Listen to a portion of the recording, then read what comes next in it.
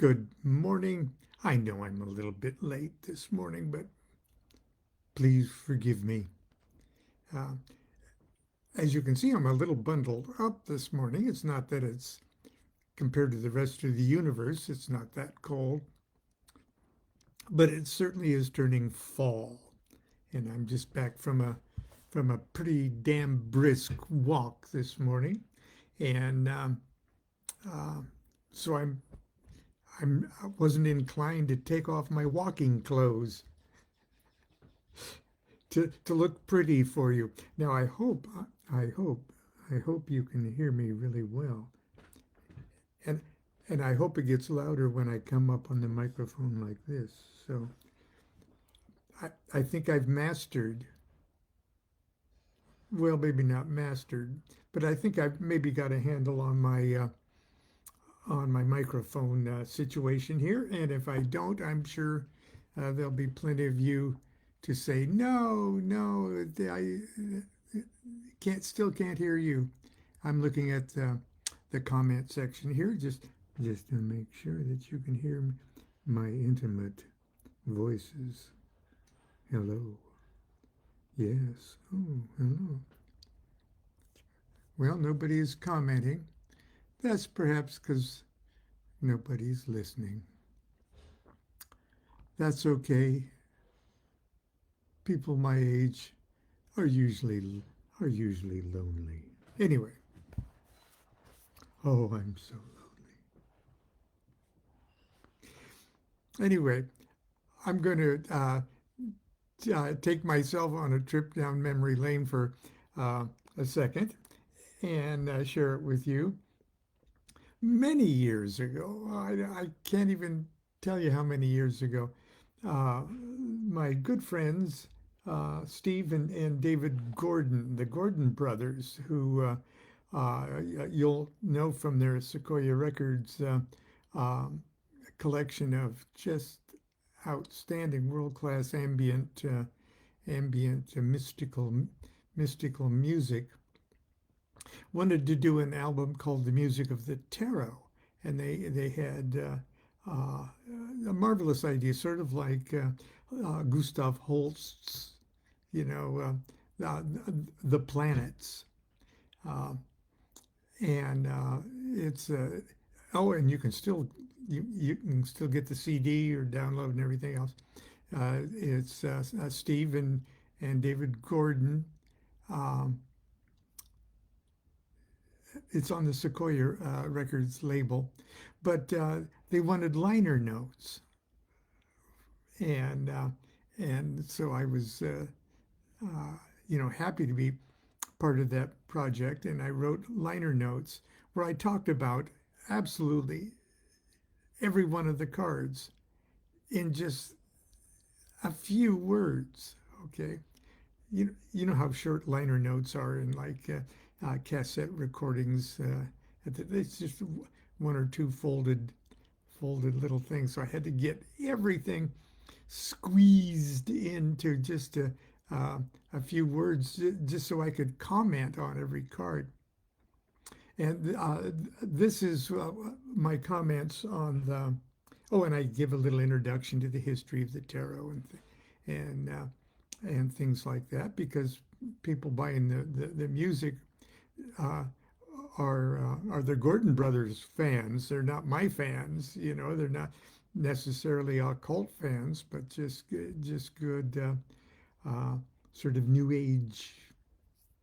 That's what they called it back in the old age. Uh, ambient music. Anyway, uh, I'm going to show you how way back then I tried to go through the entire trumps in just a few words. And I've got my trumps here along the side. And if I can coordinate myself, I'll be able to hold up the cards as we go along. But we'll see how well I can handle those gymnastics. So the major arcana, first of all, part one is the Fool through the Lovers. Divine wisdom is foolishness.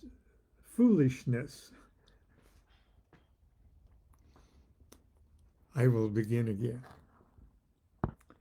Divine wisdom is foolishness to we mortals. What made the pre-existent absolute forsake the perfect bliss of nothingness in order to initiate creation? We cannot answer.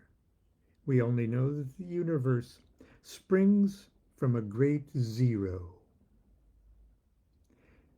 Appropriately, our Odyssey begins as a babe in a blue egg, or a handsome young fool, neither male nor female, gazing guilelessly into the sky before stepping off a precipice into a vast abyss.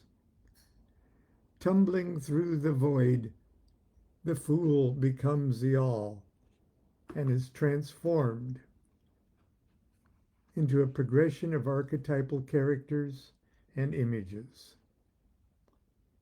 As the magus, the all has become the self-conscious, directed, concentrated will. This cosmic magician functions as a conduit, transforming that which is above to that which is below. The weapons of his magic are the wand with which he creates, the cup with which he preserves, the dagger with which he destroys, and the disc with which he redeems the world. His counterpart is the high priestess. Only the virginal goddess of eternity is worthy to become the great mother of fertility. Her chaste truth is of such purity that it can be veiled only by undulating waves of light. As the magus is the will of creation, the high priestess is the idea. The union of the magus and the high priestess transforms them both. She into the empress, the great mother goddess, gate of all life, and he into the emperor, lord of patriarchal power, imperious director of energy. His marriage to the empress is of primary importance to the governance of the cosmos. For their child, the Hierophant, will unite the macrocosm, the world of the gods, with the microcosm, the world of humanity. He is the God-man, symbol of human evolution in the new age, when each of us must be responsible for our own spiritual destiny. That which is above is united and harmonized in each individual with that which is below. There is no bond that can unite the divided, but love. The Lover's card. All of the previous tarot characters achieve their synthesis. Ecstasy dissolves the illusion of separateness. Through the thundering silence comes the oracle of the gods. How am I doing? Now, the second part here, and I think this sort of matches the cuts in the CD or the music. So this is the major arcana continued. Part 2, the chariot through art. Riding as a triumphant king, the knight of the Holy Grail conveys the precious secret of life in a starry canopied chariot. The blood is the life, cosmic equivalent of evolving DNA, carried by the charioteer through a sea of infinite generations. Hang on just a moment here. I've got to do this. The process of creation finds a perfect partner in the manifest goddess of adjustment or justice. With her golden scale, she equilibrates all energies, forces, and principles. Against the feather of her perfect truth, she weighs the heart of humanity.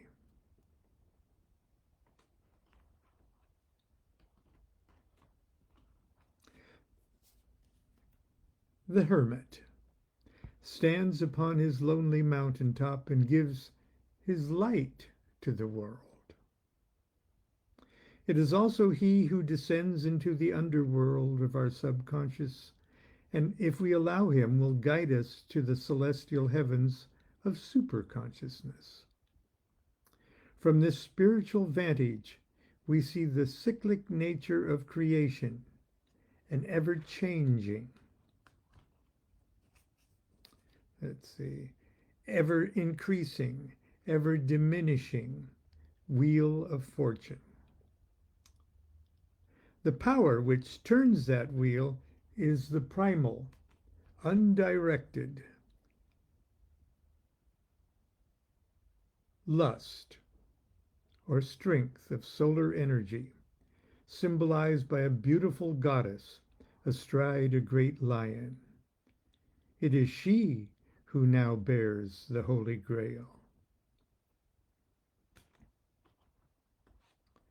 The still blue waters that suspend the fool as a babe serve also to reflect, is it you or is it the hanged man who is upside down?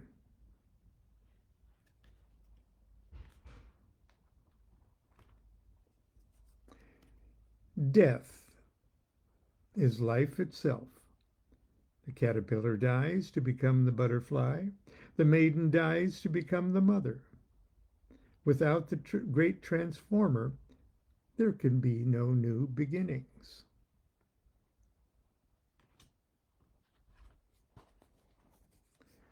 A royal marriage, the alchemical union of opposites, is celebrated in the art or the temperance card. Male and female, sun and moon are conjoined to create the elixir of life.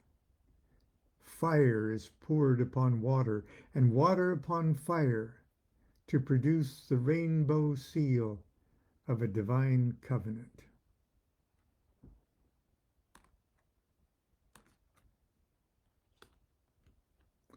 And here's the third part of the trumps.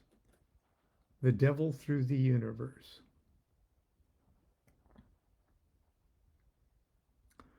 All matter is born from the blending of darkness and light. The fearsome appearance of the devil projects the illusion that we are hopelessly enmeshed in material existence. But the material world is our school, not our prison. Ignorance and superstition are the true devils that would bind the human spirit. So long as our eyes are closed, we remain in darkness. Old fears and attitudes must be destroyed like a lightning-struck tower. Once illusion is annihilated, true meditation can begin. Illumination arises within like the evening star. Like images in our dreams, the moon is a portrait of our shifting unconscious.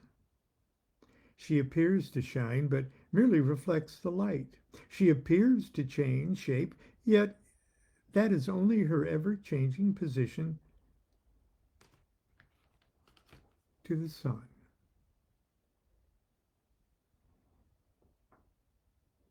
The true symbol of life, light, love, and liberty. Our ancestors in their ignorance saw the sun as a dying god, sacrificed daily and yearly only to resurrect each morning and each spring. So deeply ingrained was this image that we believed ourselves also subject to death, a death that required continual elaborate rituals to assure our life after death. In older tarot decks, this process was portrayed in a card entitled The Last Judgment.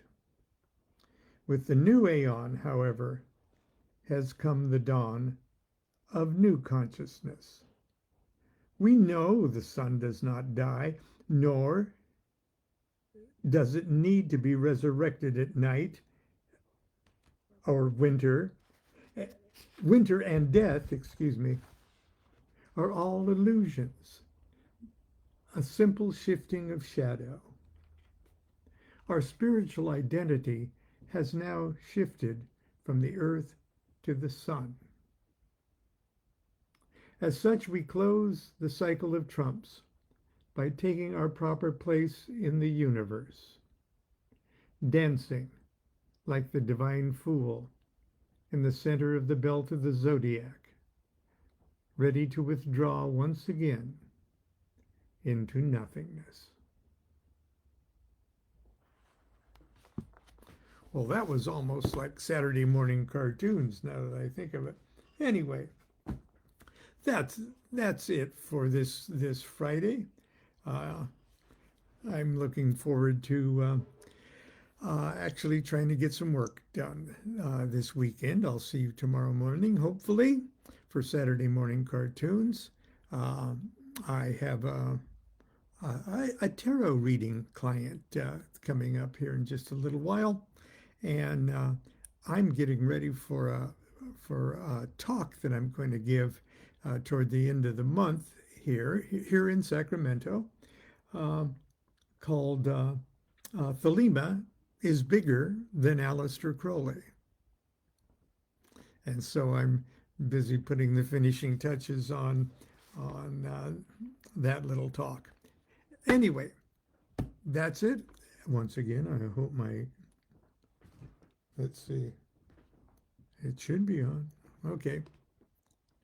I'll find out here in just a second. Until tomorrow, continue to be good to yourself and be good to each other. Do what thou wilt shall be the whole of the law. Love is the law. Love under will.